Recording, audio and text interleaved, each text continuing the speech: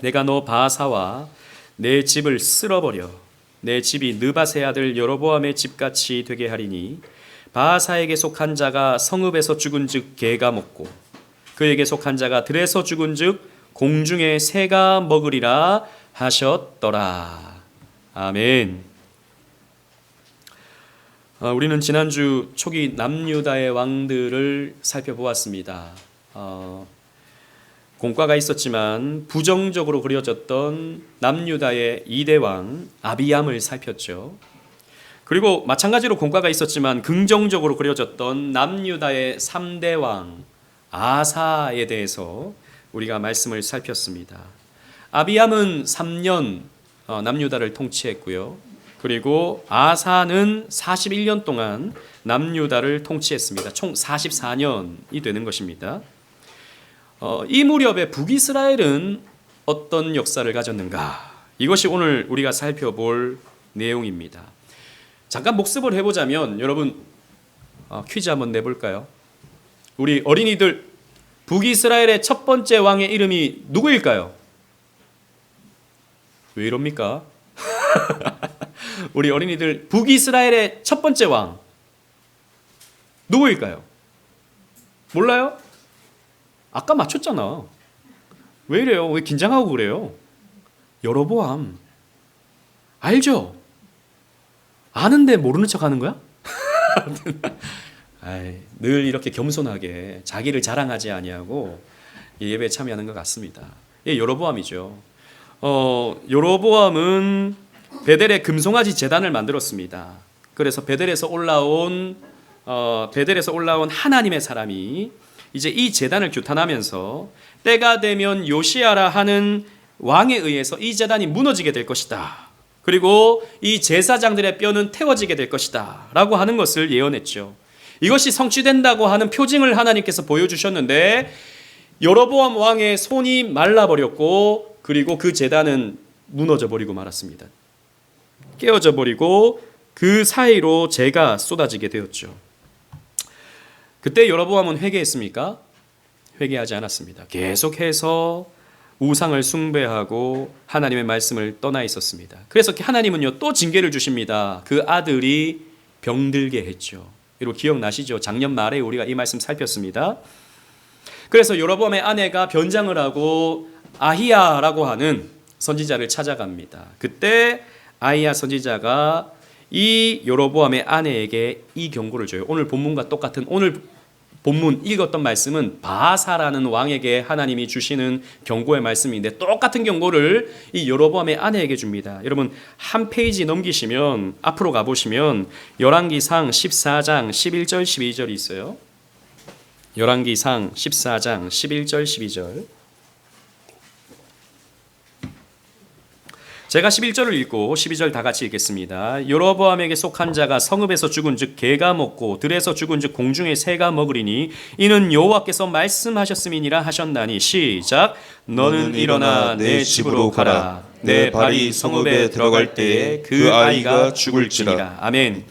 이제 여로보암의 집안의 사람들은 아주 저주스럽게 죽음을 당하게 되는데 그들이 성읍에서 죽어서 개들이 그 시체를 뜯어먹고 그들이 들에서 죽어서 독수리들이 새들이 그 시체를 뜯어먹게 되는 정말이지 저주스럽고 정말이지 비참한 죽음을 당하게 될 것이다. 하나님의 심판을 당하게 될 것이다 라고 하는 말씀을 이 여로보암의 집에게 아히야 선지자를 통해서 경고로 주신 것이죠. 그 예언이 이루어진다라고 하는 표징으로서 아비야라고 하는 여로보암의 아들이 죽는 겁니다. 이 예언은 성취가 됩니다. 나중에 우리가 살펴보게 되는 거예요. 그러면서 남유다가 44년 동안 두 왕이 다스리는 동안에 북이스라엘은 이 44년 동안 무려 5왕이 북이스라엘을 통치하게 됩니다. 이 중에 3명은 반역을 당해서 죽임을 당하게 돼요. 아주 저주스럽게, 아주 비참하게 말이죠. 그래서 오늘 설교 제목을 악의 연대기라고 하는 이름으로 설교 제목을 정했습니다. 악의 연대기라는 영화도 있어요. 연대기라는 것이 사실 역사의 연보, 역사 이렇게도 우리가 해석할 수 있지 않습니까? 이 북이스라엘의 역사는 악의 역사였다라는 것이죠. 이 본문 속에 담긴 구속사적 의미를 함께 상고해 보면서 여러분들과 은혜를 나눠보고자 합니다. 이 북이스라엘의 역사는요, 권력을 향한 악인들의 쟁투였어요. 15장으로 가보십시오. 15장 25절 26절 말씀 함께 읽으시는데 제가 25절을 읽고 26절 다 같이 읽도록 하겠습니다. 유다의 아사왕 둘째 해에 여로보암의 아들 나답이 이스라엘 왕이 되어 2년 동안 이스라엘을 다스리니라. 시작.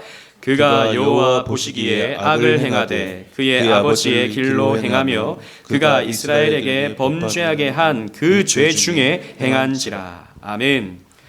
여로보암이 죽고 나답이라는 또 다른 아들이 이제 북이스라엘의 왕이 됩니다. 근데 2년 동안 이스라엘을 다스렸다라고 하고 있어요. 그가 여호와 보시기에 악을 행했다. 똑같이 그 아버지 여로보암과 같이 악을 행합니다. 이스라엘에게 범죄하게 하는 죄를 짓게 되죠. 여러분, 일본 속담에 아들은 아버지의 등을 보고 자란다라는 말이 있어요. 아들은 아버지의 등을 보고 자라는 거예요. 아버지를 보고 닮는다라는 거죠. 그래서 아버지가 어떤 걸음걸이를 하느냐를 보고 아들은 그대로 닮습니다. 어떻게 밥을 먹는지 보고 아들은 그대로 닮습니다. 나답은요, 아버지의 등을 보고 자랐어요. 즉 아버지가 우상숭배하고 아버지가 백성들로 하여금 죄짓게 만드는 그 모습을 보면서 나답은 똑같이 자라버리고 만 것입니다. 그래서 그의 통치는 2년밖에 되지 않습니다. 왜 2년밖에 되지 않을까요? 왜 이렇게 짧았을까요? 27절 말씀 보십시오. 27절 말씀 15장 27절 제가 읽겠습니다. 이에 이사갈 족속 아히야의 아들 바아사가 그를 모반하여 블레셋 사람에게 속한 기브돈에서 그를 죽였으니 이는 나답과 온 이스라엘이 기브돈을 애워싸고 있었음이더라 라고 했습니다. 즉 나답과 신하들이 블레셋의 땅인 기브돈을 애워싸고 있었던 겁니다. 즉 전쟁 중이었어요. 이 기브돈은 어디냐 하면 블레셋의 입구입니다. 그러니까 블레셋의 초입이에요. 이곳은요 굉장히 지정학적으로 중요한 땅인데 역사를 보면 저 아수르가 가나안 땅에 쳐들어왔을 때 어디에 정착을 하냐 하면 이 기브돈에 정착을 합니다. 그리고 애굽이 가나안 땅을 치러 올 때도 기브돈에 진을 칩니다. 왜냐하면 군사적이고 정략적인 요충지였기 때문이에요. 아마도 북이스라엘과 블레셋은 남유다뿐만 아니라 블레셋과도 국경을 마주하고 있었기 때문에 전쟁을 치르려고 했던 것 같습니다. 그래서 북이스라엘의 나답과 신하들이 전쟁을 하려고 기브돈을 애워쌌는데 창을 블레셋을 향하여 들고 있는데 어느 순간 이 바사라는 사람이 반역을 저질러서 아마 모의를 했던 것 같아요. 그 이전에 신하들과 함께 그 창끝을 누구에게 향합니까? 나답에게 향하는 것이죠. 그래서 나답을 죽여버립니다. 반역을 해버린 것이죠. 그래서 바사는 반역으로 인해서 비참한 죽임을 당하게 되는 것입니다. 쿠데타입니다. 배신입니다. 모반인 것이죠. 그런데 29절 말씀을 보십시오. 성경은 어떻게 말하고 있는지 여러분 보십시오. 다 같이 읽겠습니다. 29절 시작. 왕이 될 때에 여로보암의 온 집을 쳐서 생명 있는 자를 한 사람도 남기지 아니하고 다 멸하였는데 여호와께서 그의 종 실로 사람 아히야를 통하여 하신 말씀과 같이 되었으니 보십시오.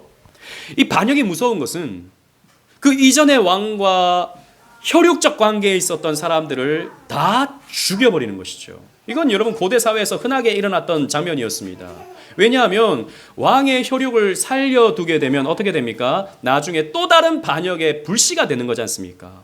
내가 왕의 피를 이었다. 내가 정통이다. 라고 하면서 이제 또 다른 반역이 일어날 수 있으니까 왕과 관련된 사람들은 다 죽임을 당하게 되는 것입니다. 그래서 숙청당한 것이죠. 이 여로보암의 모든 가족들이 숙청을 당하게 됩니다. 그런데 우리는 더 의미심장한 성경의 기록을 살펴봐야 돼요. 이것이 사람들 간의 정치적인 문제였는가? 그게 아니었다라는 것입니다. 여호와께서 그의 종 실로 사람 아히야를 통해서 하신 말씀과 같이 되었다. 하나님 말씀과 같이 이렇게 일이 이루어졌다. 누가 했다고요? 성경은 하나님이 하셨다라고 하는 것을 가르쳐주고 있는 것입니다. 여러분 기억하세요.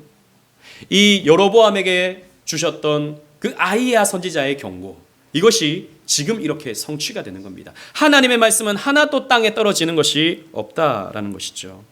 그 이후에 이런 모반, 이런 반역은요, 이스라엘 역사 속에서 계속됩니다. 마치 대하 드라마 같아요. 바사는 자기 명대로 살다가 죽습니다. 그런데 그의 아들 엘라가 또 왕이 되죠. 16장으로 넘어가 보십시오. 16장 8절 말씀 보시겠습니다. 유다의 아사왕 제26년에 바하사의 아들 엘라가 디르사에서 이스라엘의 왕이 되어 2년 동안 그 왕위에 있으니라 라고 했습니다. 2년 동안 엘라라는 이 바하사, 반역자 바하사의 아들이 2년 동안 북이스라엘을 다스렸다라는 것입니다. 여러분 2년, 왜 2년일까요? 여기에도 뭔가 냄새가 납니다. 그죠? 자, 9절 10절 말씀 보십시오. 제가 9절을 읽고 10절 다 같이 읽겠습니다. 엘라가 디르사에 있어 왕궁 맡은 자 아르사의 집에서 마시고 취할 때에 그의 신하 곧 병거 절반을 통솔한 지휘관 시므리가 왕을 모반하여 시작. 시므리가 들어가서 그를 쳐 죽이고 그를 대신하여 왕이 되니 곧 유다의 아사 왕 제27년이라. 아멘. 보세요. 이 시므리라고 하는 군대의 절반을 통솔하고 있는, 아마도 국방부 장관이나 국방부 차관쯤 된 것 같아요. 이 병거의 절반을 차지했던 시므리라고 하는 자가 또 모반을 저지릅니다. 그래서 엘라 왕이 취하여서 있을 때 그를 죽여버리고 왕이 된 것이죠. 그런데 재밌는 것은 이 시므리가 왕이 되었다라고 하는 소식을 듣자마자 또 다른 군대의 절반을 통솔하고 있던 오므리라는 사람이, 뭐야? 시므리가 왕이 되었다고? 가만히 둘 수 없지. 기브돈에서 전쟁을 하고 있던, 블레셋의 땅 기브돈에서 전쟁을 하고 있던 이 오므리라고 하는 사람이 군대를 이끌고 왕궁을 향합니다. 왕궁을 향해서 내전이 일어나게 돼요. 즉 오므리 시므리, 이름이 비슷해요. 무리 안 웃으시네요. 제가 오므리, 시므리가 서로 이제 싸우게 되는 것이죠. 이제 군대를 통솔하는 두 장군들이 싸우게 되어서 누가 이기느냐? 오므리가 승기를 잡게 됩니다. 그래서 이 시므리는 엘라를 죽이고 왕이 되었는데 7일 동안만 왕관을 썼어요. 7일의 왕입니다. 7일 동안 왕관을 쓰고 있는데 오므리가 왕궁을 향해서 진격해 들어오니까 승기가 빼앗겼다라고 하는 것을 직감하고 왕궁에 불을 질러버립니다. 성경을 한번 보시겠습니다. 18절입니다. 다 같이 읽겠습니다. 시작. 시므리가 성읍이 함락됨을 보고 왕궁 요새에 들어가서 왕궁에 불을 지르고 그 가운데서 죽었으니, 왕궁에 불을 질렀어요. 내가 그냥 저 오므리에게 비참하게 죽는 것보다 내가 이 왕궁을 불을 질러서 나는 그냥 타 죽겠다라고 해서 자살을 해버린 것입니다. 비참한 죽음이죠. 대하 드라마입니다. 우리는 이 대하 드라마 같은 이 악의 연대기를 통해서 무엇을 배웁니까? 역사는 반복된다는 거죠. 여러분, 철학자 헤겔은 이런 말을 했습니다. 우리는 역사를 통해서 아무것도 배우지 못한다는 것을 배운다. 그렇잖아요. 우리는 인류의 역사를 쭉 살피면서 역사가 계속 반복되는 것을 봅니다. 근데 이것을 끊어가야 되는데, 역사를 교훈으로 삼아서 그것을 끊어가야 되는데 어리석게도 인간은 그 잘못을 계속 반복하죠. 저는 헤겔을 좋아하지는 않지만, 그러나 헤겔의 이 말만큼은 참 맞는 말이다라는 생각이 듭니다. 그런데 우리가 더 주목해야 되는 것은 뭐냐? 권력이 갖고 있는 악한 속성을 주목해야 됩니다. 인간은요, 권력을 추구합니다. 여러분, 매슬로우라고 하는 심리학자가 욕구 단계 이론을 만들었죠. 그래서 5단계의 인간은 욕구를 가진다는 겁니다. 제일 먼저는 인간은 생존의 욕구를 가진다는 거죠. 생존하고 싶어 합니다. 그 다음에는요, 삶이 안정되길 바라요. 안전의 욕구를 가집니다. 그 다음에 채워지면 사랑하고 싶은 욕구가 채워져요. 애정의 욕구가 생깁니다. 그게 채워지면 그 다음에 뭐냐? 이제 권력의 욕구입니다. 존경의 욕구를 가지죠. 인간은요, 어느 정도 삶의 기반이 이루어지면 권력을 잡고 싶은 욕구가 있는 거예요. 여러분 권력 좋아하세요? 권력 좋아하십니까? 내가 나중에 크게 한번 잡아보리라 라는 생각이 드십니까? 저는 대통령이 되려고 하는 사람을 이해할 수가 없어요. 왜 합니까? 그렇게 욕먹는 자리를 도대체 왜 그렇게 애써가면서 차지하려고 합니까? 대통령이 되면 마음대로 할 수도 없잖아요. 우리 봐서 알잖아요. 대통령 임기를 마치면 감옥에 갈 가능성이 굉장히 높아지지 않습니까? 이걸 도대체 왜 하는 거죠? 저는 이해할 수가 없어요. 그런데 아주 조금은 이해가 돼요. 여러분 권력의 맛을 여러분 좀 보셨어요? 아무도 별로 동의를 안 하시네. 저는 조금 맛을 봤어요. 제가 이래봬도. 제가 권력을 잡았던 적이 있었다고요. 제가 큰 교회에 있을 때 제가 교육국장을 했거든요. 그러니까 교육 파트의 담당자였어요. 제 밑으로 이런 자랑하면 안 되는데 교만한 거. 제 밑으로 전도사님이 10명 있었습니다. 여러분 전도사님들은요 사명감으로 일하는 사람, 돈 때문에 일하는 사람이 아니라 사명감으로 일하는 사람들이에요. 게다가 인간적으로 또 생각하면 그들의 목숨줄이 미래가 좀 상급자에게 달려 있어요. 그러다 보니까 이분들은요 제가 손을 이렇게 하면 척척 움직입니다. 손을 이렇게 하잖아요. 손을 척척 움직여요. 알아서 다 움직여져요. 제가 그 맛을 몇 년 보니까 너무 좋더라고요. 여러분 몇 명이 그렇게 움직여주는 것도 좋은데 몇백 명의 사람들이 줄을 선다고 생각해 보십시오. 여러분 권력을 잡으면 수많은 자리가 주어집니다. 어느 사람한테 이 자리 주고 어느 사람한테 저 자리 주고. 여러분 우리 정치를 봐서 알지만 왜 당권 경쟁을 합니까? 공천권이 주어지거든요. 그러니까 사람들이 줄을 쫙 섭니다. 충성합니다. 목숨 바칠 것 같이 보입니다.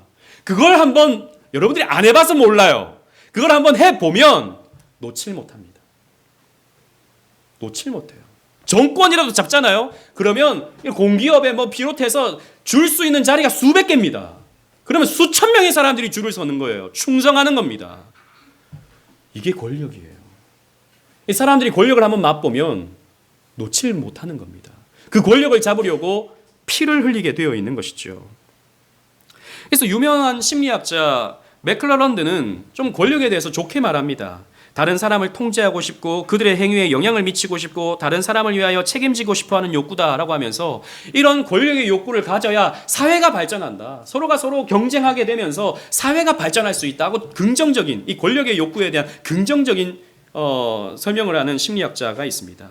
그런데 이 사람은 원래 인간에게 권력의 욕구가 있다라고만 설명하지 아까 우리가 말했던 매슬로우도 원래 인간에게 권력의 욕구가 있다라고만 설명하지 그 권력의 욕구가 왜 인간에게 있는지는 설명하지 못해요. 원래 그런 거야. 이렇게 말하는 겁니다. 그런데 여러분 성경은 말해주고 있어요. 왜 인간이 권력을 추구하는가? 왜 인간이 권력의 맛을 놓지 못하는가? 왜냐하면 인간이 타락할 때 지었던 그 죄의 본질이 바로 권력을 추구하는 죄였기 때문입니다. 여러분 선악과를 따먹은 것이 어떤 의미입니까?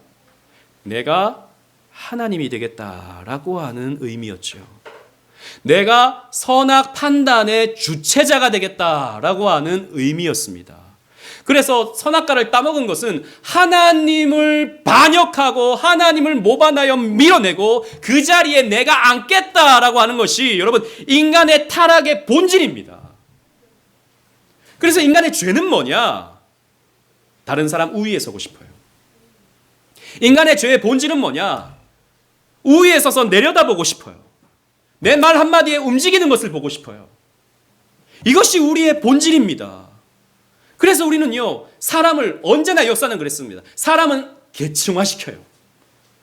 그런 게 어딨어? 사람 다 동일해, 다 평등해 라고 말하지만 우리는요, 은근히 어느 아파트에 사는지, 몇 평수의 집을 사는지, 학교는 어디 나왔는지를 가지고 사람들을 평가하고 순위를 나눕니다. 그렇죠? 그래서 그냥 내 밑에 있는 사람들, 그러니까 내가 은근히 그렇게 생각한다고요. 내 밑에 있는 사람들이 조금 더 자리에 오르는 건 축하해줘요. 박수 쳐줘요. 잘했구나. 훌륭해. 내 위에 있다고 생각하는 사람이 더 높은 자리에 올라가면 축하해줍니다. 잘했어. 그런데 내 밑에 있던 사람들이 어느 순간 내 위에 있잖아요. 참질 못합니다. 배가 아파요. 죽을 것 같아요. 눈앞에서 좀 사라졌으면 좋겠어요. 여러분 표정은 나는 안 그런데 그런 표정인 것 같은데 우리가 다 그렇다고요. 내 밑에 있는 사람들이 내 위에 있는 것은 참질 못한다고요. 왜 그렇습니까? 우리는 죄성을 가지고 있기 때문입니다. 권력을 추구하는 그 본질적인 죄성을 가지고 있기 때문이에요. 그래서 이 죄성은요, 이 권력을 추구하는 죄성은요, 아주 위험하다라는 것입니다. 여러분, 첫사람 아벨이 왜 죽임을 당했습니까? 가인은 왜 아벨을 죽였습니까? 아벨이 기득권을 잡았거든요. 하나님과 가까워지면서 내 위에 서게 됐거든요. 이것을 가인은 참지 못한 것입니다. 그래서 들로 나가서 그 가인이 아벨을 쳐 죽여버린 것이죠. 내 앞에 서지 말라는 겁니다. 내 위에 서지 말라는 겁니다. 나는 그건 못 참겠다라는 것이죠. 이게 여러분 살인의 첫 시작입니다. 이것을 가장 잘 볼 수 있는 우리 사회의 단면이, 물론 우리는 거기 직접 들어가진 않지만 조폭 사회를 보면 알 수 있습니다. 우리 가끔씩 느와르 그 장르의 영화를 보면 알 수 있잖아요. 피도 눈물도 없습니다. 가족도 없고요, 동지도 없고요, 친구도 없습니다. 권력을 잡는 나만 있을 뿐입니다. 그게 여러분 조폭 사회의 모습 아닙니까? 그런데 이런 정글과 같은 이런 폭력의 모습이, 권력을 잡고자 하는 폭력의 모습이 오늘날 우리 사회는 없습니까? 법의 테두리 안에 있는 우리 사회는 없습니까? 똑같이 있어요. 회사에 있고요, 우리 친구들과의 관계성 속에 있고요, 교회에도 있고요, 특히 정치에서 더 도드라지게 나타나게 되죠. 여러분, 저는 오늘 정치 얘기를 하려고 하는 것이 아닙니다. 우리 인간의 본성에 대해서 지금 말하는 겁니다. 오해하지 마십시오. 저는 정치는, 세속 정치는 이쪽이든 저쪽이든 다 죄성으로 오염되어 있다고 봅니다. 여러분, 정치를 보세요. 조금 떠오르는 싹이 보이면 숙청해버립니다. 정권을 잡잖아요. 그럼 이전 정권의 사람들을 다 숙청해버립니다. 우리 한국 사회에서 그런 모습들을 보고 있지 않습니까? 지금도 여야가 공천을 하는데 어떤 사람을 공천하고 어떤 사람을 공천 안 주는지, 이런 것들을 보면 우리는 권력의 구도를 볼 수 있는 거예요. 여러분, 대한민국은요, 정치 소비가 가장 뜨겁게 일어나는 나라 중에 하나입니다. 미국도 마찬가지고 지금 대한민국도 마찬가지예요. 뉴스를 틀면 어떤 뉴스가 제일 먼저 나옵니까? 정치 뉴스가 나와요. 분량 중에서 제일 많은 분량이 정치 뉴스입니다. 그러다 보니 우리는요, 오늘날 우리들은 주야로 말씀을 묵상하는 게 아니라 주야로 정치를 묵상해요. 여러분, 이거 아세요? 우리는 묵상하는 시간이 많아질수록 그 대상을 크게 봅니다. 여러분들이 성경을 묵상하잖아요. 성경을 주야로 묵상하잖아요. 그럼 하나님이 너무 크게 느껴집니다. 내 삶에 하나님이 너무 커요. 그런데 여러분들이 하나님을 묵상하지 않으면 하나님이 너무 사소해요. 내 삶에 별로 중요하지 않아요.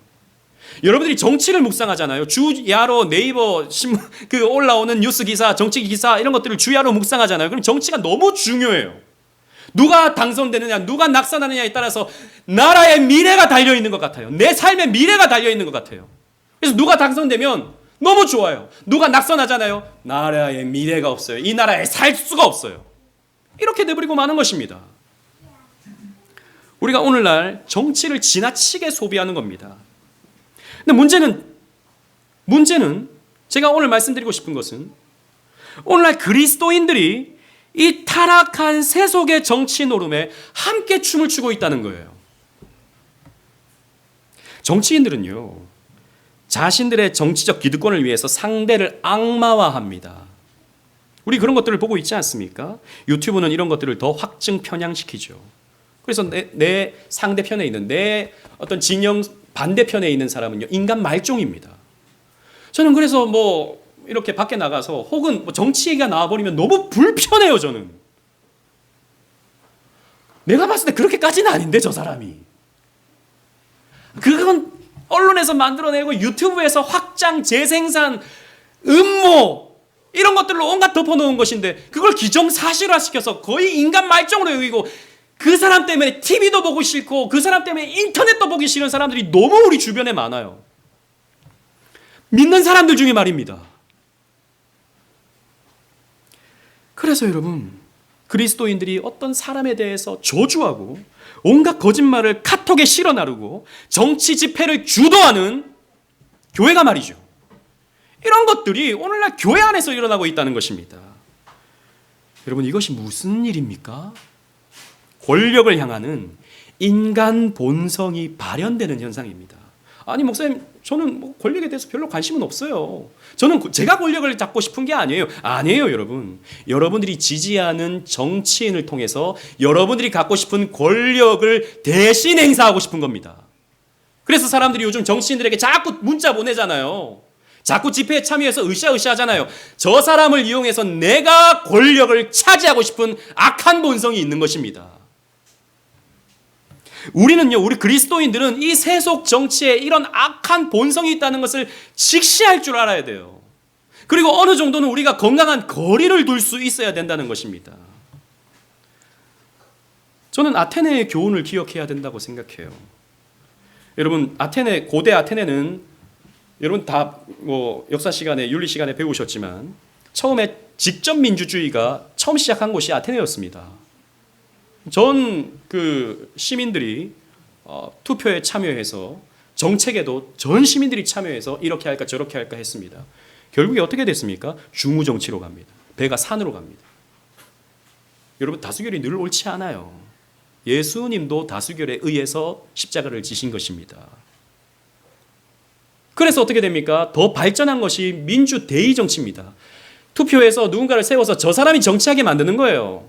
그리고 맡기고 몇 년 뒤에 잘했으면 또다시 맡기고 못했으면 심판해서 다른 사람 세우면 되는 겁니다. 근데 오늘날 우리는 누가 되자마자 그냥 끌어내리는 거예요. 왜? 다음에 기회가 생기니까. 그러니까 이 나라가 앞을 향해서 나가지 못합니다. 이 나라의 미래를 설계할 수가 없어요. 방어하기에 급급해버리는 많은 것이죠. 저는 이게 지금 우리나라의 심각한 문제라고 생각합니다. 그리고 이것이 교회 안에 들어와서 교회가 정치로 얼룩져서, 여러분, 이건 제가 정말 성령을 갖고 얘기하는 겁니다. 대통령을 위해서 기도하자는 말을 못하는 교회들이 많아요. 아우, 우리 목사님 보수 꼴통이다. 대통령을 지지하나 보다. 이렇게 말한다니까요. 아니, 성경에서 위정자를 위해서 기도하고 우리가 고백하는 웨스트민스터 신앙고백서에서 위정자를 위해서 기도하라고 했는데 대통령을 위해서 기도하자는 말을 못한다는 거죠. 또 반면에 어떤 교회는 우리 목사님이 태극기 집회 안 나간다고, 우리 목사님이 정치 집회 무슨 뭐 기독 무슨 당 뭐 이런 거 지지하지 않는다고, 우리 목사님 좌파라고, 용기가 없는 목사라고, 이렇게 해서 그 교회를 떠나는 교회들이 많다는 것입니다. 여러분, 이게 무슨 일입니까? 이게 교회입니까? 아니, 말씀으로 나가야 되는 교회가 어떤 정치적 이념과 정치적 편향으로 인해서 어떻게 교회가 갈라질 수 있습니까? 그 사람들은요, 성경을 믿는 사람이 아니라 정치 이념을 믿는 사람들입니다. 정치 노선을 믿는 사람들이에요. 여러분, 저는 우리 교회 안에서 보수를 지지하는 분들이 있을 수 있다고 생각합니다. 얼마든지요. 우리 교회 안에서 진보를 추구하는 사람들이 얼마든지 있을 수 있다고 생각합니다. 무슨 문제입니까? 나라의 발전을 위해서 이렇게도 생각할 수 있고 저렇게도 생각할 수 있죠. 그런데 문제는 오늘날 자기 반대편에 있는 사람들을 악마화시키고 어리석은 사람 취급하고 이런 분열되게 만드는 문화들이 우리 한국교회에 너무 많다는 것이죠. 여러분, 성령은요, 교회를 하나 되게 한다고 했습니다. 마귀는 교회를 분열되게 하는 것이죠. 그 사람들은 성경 따르는 사람들이 아닌 것입니다. 안타까운 교회의 모습입니다. 그래서 우리 오직은의 교회는 우리 코이노니아 할 때 여러분 정치 얘기하지 마십시오. 우리가 말씀 나누기도 바쁜데 무슨 정치 얘기를 합니까? 물론 우리는 나라를 위해서 기도하고 나라의 발전을 위해서 당연히 기도해야 되죠. 그게 어떤 정권이 잡든 여러분, 누가 되면 나라의 미래가 있고 누가 되면 나라의 미래가 없습니까? 한낱 4년 5년 이 나라의 정권을 차지한 사람의 이 나라의 미래가 달려 있습니까? 그렇지 않습니다. 이 나라의 미래는 하나님께서 주장하십니다. 이 아멘을 하셔야 돼요. 이 나라의 미래는 하나님께서 주장하시고, 여러분 보세요. 역사의 배후에 하나님께서 역사하신다고요. 오늘 우리가 말씀을 살필 텐데 하나님께서 주장하세요. 안 망합니다. 걱정하지 마세요. 누가 된다고 해서 나라가 안 망합니다. 우리는 이 정치에 힘을 빼야 돼요. 우리 그리스도인들은. 하나님 말씀을 묵상해야지 맨날 정치를. 제가 한때 그랬거든요. 정치를 저도 한때 너무 묵상해가지고 나라가 막 어떻게 될 것 같아. 근데 지나보니까 그게 어리석은 생각이었던 것 같아요. 요즘에는 정치를 제가 그냥 안 보는 건 아니지만 멀찌감치 보려고 합니다. 그러니까 마음이 좀 편해요. 훨씬. 나라가 안 망해요 또. 괜찮아요. 여러분 예수님을 보십시오. 예수님은요. 사람들의 병을 고치시고 오병이어로 수많은 사람들의 배를 채워주시니까 수많은 사람들이 예수님을 왕 삼으려고 합니다. 예수님 우리의 왕이 되어주십시오. 이 제자들이 이것을 보고 흥분했죠. 야 이제 예수님 그럼 왕 되면 나는 그러면 총리가 되나? 예수님이 왕 되면 나는 그러면 장관이 될까? 이런 헛된 꿈을 꿨습니다. 그때 예수님께서 뭐라고 말씀하십니까? 주보를 보십시오. 마태복음 20장 25절 27절 말씀입니다. 제가 25절 26절을 읽고 27절 다 같이 읽겠습니다. 예수께서 제자들을 불러다가 이르시되 이방인의 집권자들이 그들을 임의로 주관하고 그 고관들이 그들에게 권세를 부리는 줄 너희가 알거니와. 세상 나라에서는 이런 고관들이 이렇게 사람들을 다스리고 이렇게 하지만 너희 중에는 그렇지 않아야 하나니 너희 중에 누구든지 크고자 하는 자는 너희를 섬기는 자가 되고. 시작. 너희 중에 누구든지 으뜸이 되고자 하는 자는 너희의 종이 되어야 하리라. 아니다. 타락한 세속 권력은 이렇게 높은 자리를 추구하지만 우리 그리스도인들은 낮은 자리에서 서로를 섬겨주는 자가 되어야 한다라고 하는 것을 예수님께서 말씀하십니다. 그러니까 예수님은요 권력과 관련해서 완전히 다른 설명을 하시는 거죠. 정반대의 설명을 하시는 거죠. 그리고 여러분 오늘 역사를 보면 이 악의 연대기를 보면 악인들이 서로 막 싸우는 것 같이 보입니다. 그런데 우리가 좀 더 성경을 깊게 보잖아요. 그러면 악을 향한 하나님의 싸움, 악인들을 향한 하나님의 쟁투의 모습을 우리는 발견할 수 있습니다. 여러분 15장으로 다시 가보십시다. 15장 30절. 왜 여로보암의 아들 나답이 모반을 당해 죽었습니까? 이 부분에 대해서 성경은 분명히 이렇게 말해주고 있습니다. 다 같이 읽겠습니다. 시작.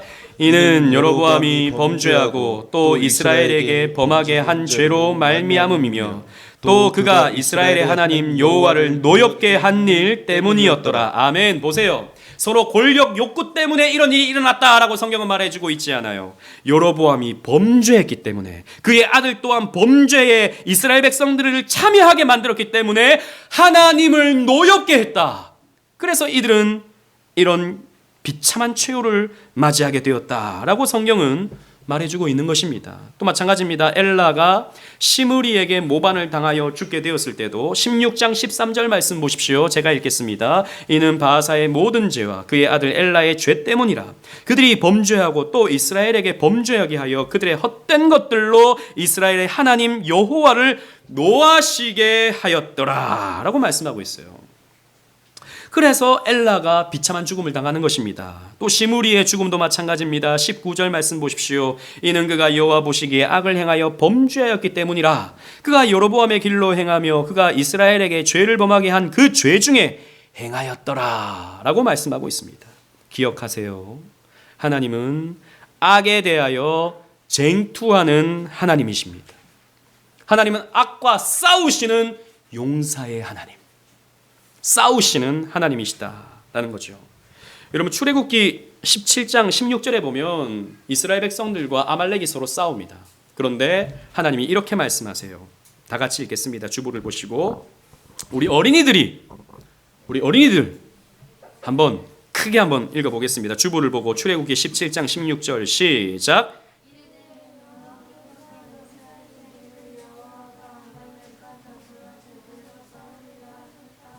좀 더 크게 다시 한번 시작. 이르되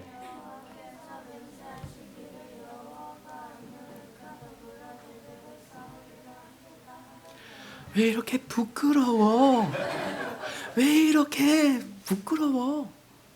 괜찮아요. 그럴 수 있어요. 근데 잘 읽었어요. 자 보세요. 하나님은 어떤 하나님이에요? 아말렉과 더불어 싸우시는 하나님, 악과 싸우시는 하나님, 전쟁하시는 하나님. 여러분 하나님은 늘 사랑의 하나님만이 아니죠. 하나님은 늘 용서의 하나님만이 아닙니다. 악과는 싸우시는 하나님이십니다. 시편 94편 2절에 그래서 다윗은 이렇게 기도합니다. 세계를 심판하시는 주여 일어나사 교만한 자들에게 마땅한 벌을 주소서. 여러분 일어나사라고 하는 표현이 전쟁에 참여해달라고 하는 표현입니다. 시편에 여호와여 일어나소서라고 하는 표현은 언제나 전쟁에 참여해 주소서라고 하는 표현이에요. 싸워 주십시오. 이 전쟁에 앞서가서 싸워 주십시오 라고 하는 그런 의미가 되는 것입니다. 그런데 한 가지 걸리는 게 있어요. 그게 뭐냐? 오늘 나답, 바사, 엘라, 시므리, 오므리 이 5왕을 살피는데 이 중에 제 그 수명대로 다 살다 죽는 왕들도 있다는 것입니다. 특히 여로보암이 그랬죠. 그리고 바사도 그렇습니다. 나중에 우리가 살펴보지만 오므리도 그렇습니다. 이 왕들은 모반을 당하지 않아요. 그냥 자기 수명대로 다 살다가 죽게 됩니다. 그냥 천수를 누리는 것이죠. 근데 더 문제는 아까 우리가 읽었던 처음에 읽었던 본문 말씀 있잖아요. 1절로 4절 우리 16장 1절로 4절 가보십시다. 16장 1절로 4절 제가 그냥 요약해서 말씀드릴게요. 예후라고 하는 선지자가 바사에게 왔습니다. 그러니까 바사가 나답을 죽이고 왕이 됐잖아요. 그때 이렇게 지금 경고한다고요. 3절 4절 말씀 보십시오. 내가 너 바사와 내 집을 쓸어버려 내 집이 느밧의 아들 여로보암의 집같이 되게 하리니 바사에게 속한 자가 성읍에서 죽은즉 개가 먹고 그에게 속한 자가 들에서 죽은즉 공중에 새가 먹으리라. 하나님이 예후 선지자를 통해서 이렇게 말씀하는 겁니다. 너의 집이 망한다. 너의 집이 저주스럽게 다 죽는다 라고 했습니다. 근데 바사는 안 죽었어요. 이게 뭐냐고요? 이게 여러분 참 헷갈리는 겁니다. 하나님은 뭐 하시나? 하나님 왜 그렇게 하셨나? 여러분 우리 가끔씩 그런 생각들 하잖아요. 악인들이 너무 잘 먹고 잘 살아요. 누가 봐도 악인인데 누가 봐도 나쁜 놈인데 천수를 누립니다. 부자예요. 잘 먹습니다. 저는 가끔씩 왜 하나님은 저 북한 정권을 가만히 내버려 두실까 이런 생각을 합니다. 악하잖아요. 자기들의 정권을 위해서 그 북한 동포들을 가렴 주고 하잖아요. 왜 하나님 가만히 놔두시지? 이런 생각이 듭니다. 왜 그렇게 하실까요? 그래서 참 이해가 되지 않는데 여러분 성경에서는요 이렇게 말합니다. 다시 13절 말씀 보십시오. 다시 16장 13절 말씀. 이는 나중에 바사의 아들 엘라가 죽임을 당하죠. 그때 이렇게 말합니다. 이는 바사의 모든 죄와 그의 아들 엘라의 죄 때문이라. 그들이 범죄하고 또 이스라엘에게 범죄하게 하여 그들의 헛된 것들로 이스라엘 하나님 여호와를 노하시게 했다. 바사의 죄 때문에 누가 죽습니까? 엘라와 그의 모든 가족들이 죽는 겁니다. 그의 가족들이 누구의 가족이에요? 여로보암의 가족들입니다. 그죠? 그래서 모든 이 여로보암의 시족들이 다 죽임을 당하게 되는 것입니다. 여러분 이것을 가르쳐줘요. 즉 심판이 이 땅에서 이루어지지 않을 때 죽은 뒤에 이루어진다고 하는 것을 가르쳐주는 거예요. 여러분 가끔씩 그렇잖아요. 아니 저 악한 사람들 왜 하나님 내버려 두시나? 왜 저렇게 천수를 누리고 저렇게 그냥 평안히 죽나? 아니요 여러분 미래의 심판이 있습니다. 죽은 뒤에 심판이 찾아와요. 이것을 성경이 우리에게 가르쳐주고 있는 것입니다. 하나님은요 반드시 악한 자를 벌하시는 하나님. 그래서 하나님이 불합리하거나 하나님이 하시는 일이 이해되지 않는다고 쉽게 말하지 마십시오. 하나님의 심판은 반드시 이루어집니다. 그리고 또 하나 마지막으로 우리가 기억해야 될 것은 이 죄와 싸우시는 하나님이 우리를 향할 수도 있다라고 하는 것을 우리는 경고의 말씀으로 받아들여야 됩니다. 계시록 2장 16절 말씀 우리 다 같이 읽어보도록 하겠습니다. 주보했습니다. 시작. 그러므로 회개하라. 그리하지 아니하면 내가 내게 속히 가서 내 입의 검으로 그들과 싸우리라. 예수님의 말씀입니다. 회개하지 않으면 내 입의 검으로 내가 너희들과 싸우겠다라고 하나님 말씀하세요. 여러분 우리 두려워해야 됩니다. 우리가 여로보암의 길을 갈 때, 우상 숭배와 음란의 길을 갈 때, 우리가 회개하지 않고 끝까지 불신앙을 고집할 때, 하나님 말씀보다 정치적 이념을 더 앞세우게 될 때, 하나님의 무서운 칼이 우리를 향할 수 있다라고 하는 사실을 우리는 경고의 말씀으로 받아들여야 될 것입니다. 말씀을 맺겠습니다. 우리는 이 악의 연대기를 보면서 아무 교훈을 얻지 못한다면 우리는 참 불행한 자가 될 것입니다. 오늘도 여전히 이 세상은요, 권력의 쟁투로 수많은 사람들이 목숨을 잃고 수많은 인격이 말살당하고 있다는 사실을 여러분 기억하십시오. 이건 정치야. 쉽게 말하지만 거기에 수많은 사람들이 목숨을 잃습니다. 수많은 사람들의 인격이 말살되고 있습니다. 거기에 우리의 분노가, 우리의 저주가 쏟아지는 것을 우리는 살펴볼 수 있어요. 여러분, 이 세상의 권력을 향한 칼춤에 춤을 추지 마십시오. 세상의 그 정치 노름에 여러분 같이 놀아나지 마십시오. 우리는 거룩한 자입니다.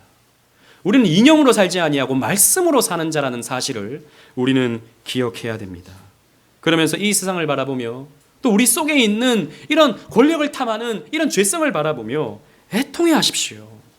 이 권력을 향한 이 탐심들이 우리를 비참하게 만들고 이 사회를 비참하게 만들다라고 하는 것을 직시하시기를 바랍니다.